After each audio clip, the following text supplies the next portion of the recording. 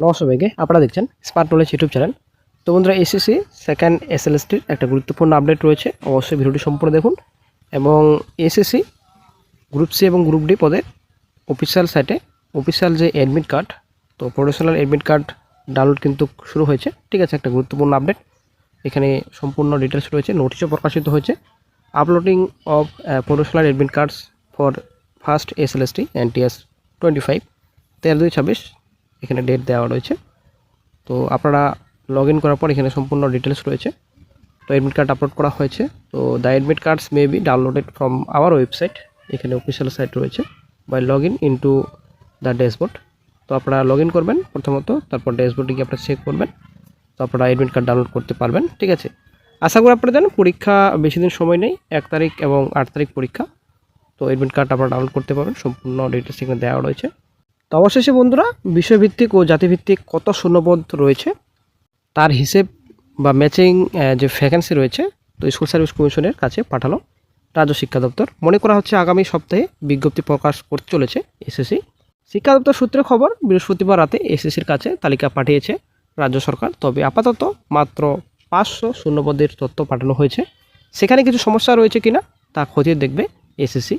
নাম প্রকাশে অনিচ্ছুক কমিশনের এক কর্তা বলেন, আমরা তো সরকারের কাছ থেকেই যে শূন্যপদের তালিকা পেয়েছি তা খতিয়ে দেখে আগামী সপ্তাহের শুরুতেই কাউন্সেলিংয়ের বিজ্ঞপ্তি প্রকাশ করব।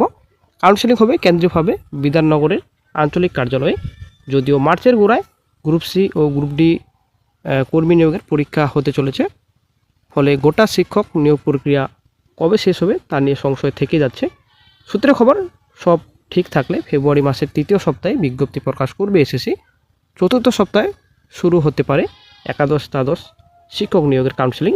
সুপ্রিম কোর্টের নির্দেশ অনুযায়ী আগামী 31শে আগস্টের মধ্যে কাউন্সেলিং পরীক্ষা শেষ করে নবম দশম এবং একাদশ দ্বাদশের নিয়োগ সম্পন্ন করতে হবে এসএসসিকে।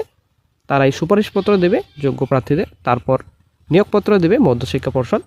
প্রাথমিকভাবে সুপ্রিম কোর্টের দেওয়া হলফনামা অনুযায়ী প্রক্রিয়া শুরু করার কথা ছিল 15ই জানুয়ারি। নবম দশমের নোটিশ আসার কথা ছিল 26শে ডিসেম্বর, কিন্তু তা সম্ভব হয়নি। একাদশ দ্বাদশের কাউন্সেলিংয়ের ডাক পেয়েছেন যোগ্য চাকরিরা শিক্ষক শিক্ষিকাদের মধ্যে 8,299 জন। মোট শূন্যপদ 12,445। তো একটা গুরুত্বপূর্ণ আপডেট উঠে আসছে, স্কুল ও শিক্ষকদের ফাইল জটমুক্ত করার এক নতুন দিগন্ত চলে এলো। শিক্ষা দপ্তরে স্বচ্ছতা আনতে এবং ফাইল চলাচলের গতি বাড়াতে চালু করা হলো অনলাইন ফাইল ট্র্যাকিং সিস্টেম বা ওএফটিএস। শুক্রবার এক্স হ্যান্ডেলে পোস্ট করে একথা জানালেন রাজ্যের শিক্ষামন্ত্রী ব্রাত্য বসু। এই সিস্টেম মূলত একটি ওয়েব বেসড অ্যাপ্লিকেশন, যার মাধ্যমে বিদ্যালয় শিক্ষা বিভাগের অধীনে জেলা বিদ্যালয় পরিদর্শক মাধ্যমিক শিক্ষা টিআই কার্যালয়ে জমা হওয়া বিভিন্ন আবেদনের নিষ্পত্তি প্রক্রিয়া আরও স্বচ্ছ ও সময়োপযোগী হবে। ডিআই অফিসে জমা পড়া যে কোনো ফাইলের বর্তমান অবস্থা রিয়েল টাইমে জানা সম্ভব হচ্ছে।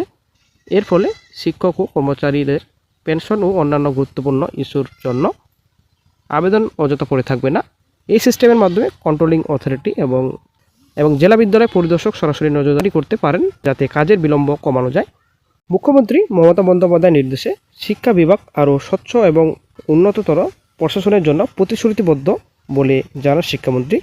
তিনি আরও লেখেন, এই ব্যবস্থার মাধ্যমে সরাসরি সাহায্যপ্রাপ্ত স্কুলগুলির শিক্ষক শিক্ষিকা অশিক্ষক কর্মচারী ও স্কুল সংক্রান্ত জমা হওয়া আবেদনের তাৎক্ষণিক অবস্থা, অর্থাৎ আবেদনটি জেলা বিদ্যালয় পরিদর্শক কার্যালয়ের কোনো আধিকারিকের কাছে কতদিন ধরে বিবেচনাধীন আছে তা সংশ্লিষ্ট স্কুল আবেদনকারী বা উদ্বোধন আধিকারিকরা দেখতে পারবেন। এমনকি প্রস্তাবটি যদি কোনো কারণে রাজ্য স্তরে পাঠানো হয়, তাহলে তা বর্তমানে কোনো আধিকারিকের কাছে কতদিন ধরে বিবেচনাধীন আছে তা জানা যাবে। এই ব্যবস্থাপনার সাহায্যে সমস্ত আবেদনপত্র জমা পড়ার নিরিখে দিনানুক্রমিক রিপোর্ট পাওয়া যাবে। এর সাহায্যে জেলা ও রাজ্য স্তরে পর্যায়ক্রমিক পর্যালোচনা করার সুবিধা হবে।